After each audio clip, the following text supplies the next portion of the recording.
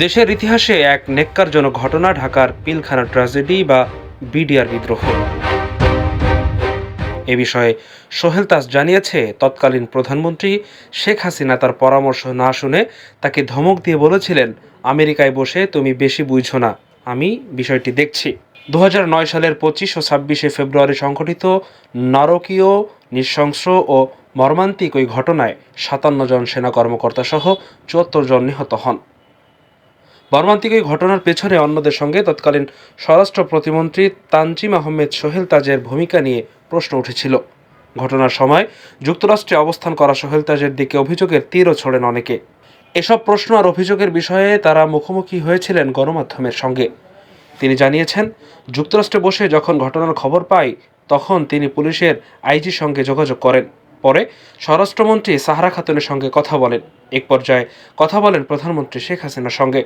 তৎকালীন প্রধানমন্ত্রী তার পরামর্শ না শুনে তাকে ধমক দিয়েছিলেন বলে জানান সোহেল তাজ।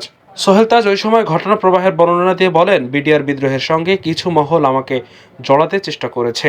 এরকম নিকৃষ্ট একিউজিশন খুবই দুঃখজনক। একজন নিরীহ নিরপরাধ মানুষ কেমন একটা কালিমা দেওয়া ঠিক না।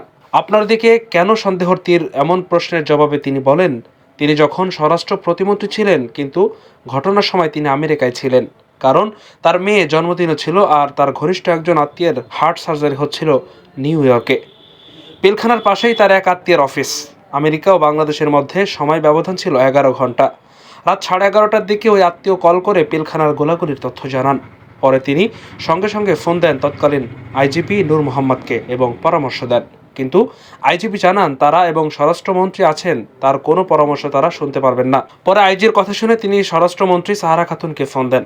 তিনি বলেন, বিষয়টি প্রধানমন্ত্রী শেখ হাসিনা দেখছেন। এরপর প্রধানমন্ত্রীকে কল করলে উনি তাকে বললেন, তুমি আমেরিকায় বসে বসে বেশি বুঝছো না, আমি দেখতেছি। তখন আমার আর কিছু করারই ছিল না। সোহেল তাজ বলেন, দেশে এসে আমি যা দেখলাম সেটাতে অবাক হয়েছি। স্বরাষ্ট্র মন্ত্রণালয়ের অধীনে ছিল বিডিআর, কিন্তু অলৌকিকভাবে সব কাজ হয়ে যাচ্ছে। আমি দেখতে পারছি না কি হচ্ছে। কোঅর্ডিনেটর করে দেওয়া হয়েছে কর্নেল ফারুক খানকে। উনি তখন বাণিজ্য মন্ত্রী ছিলেন। বাণিজ্য মন্ত্রীকে কেন এই ঘটনার কোঅর্ডিনেটর করতে হবে? তারপর থেকে সব কিছু অদৃশ্য হয়ে গেল। আমাদের হাতে আর কিছুই ছিল না। বিডিআর এর পর্যন্ত আমরা বলতাম না, কারণ আমাদের কাছে কেউ জানতেও চায়নি, বলে উনি। Everything was done by the coordinator. আমার কাছে সবই উদ্ভট লেগেছে, কিন্তু প্রমাণ তো নাই। প্রতিমন্ত্রী পদ থেকে পদত্যাগের এটাও একটা কারণ ছিল। তাই বিডিআর বিদ্রোহের পরপরই আমি পদত্যাগ করেছি।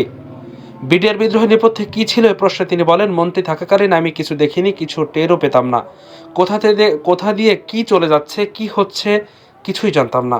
আর দায়িত্ব ছাড়ার পর আর কিছু দেখার বা জানার সুযোগও ছিল না। এর আগে সোহেল তাজ 15 আগস্ট এক ফেসবুক পোস্টে বলেছেন, সত্য বলার সময় এসেছে, তাই সত্যই বলার সবচেয়ে বড় শক্তি। পিলখানা হত্যাযজ্ঞের সুষ্ঠু তদন্ত হওয়া উচিত। একজন মানুষের সবচেয়ে বড় সম্বল হচ্ছে তার আত্মসম্মান আর মর্যাদা, এবং সত্যই হচ্ছে সবচেয়ে বড় হাতিয়ার আর ঢাল।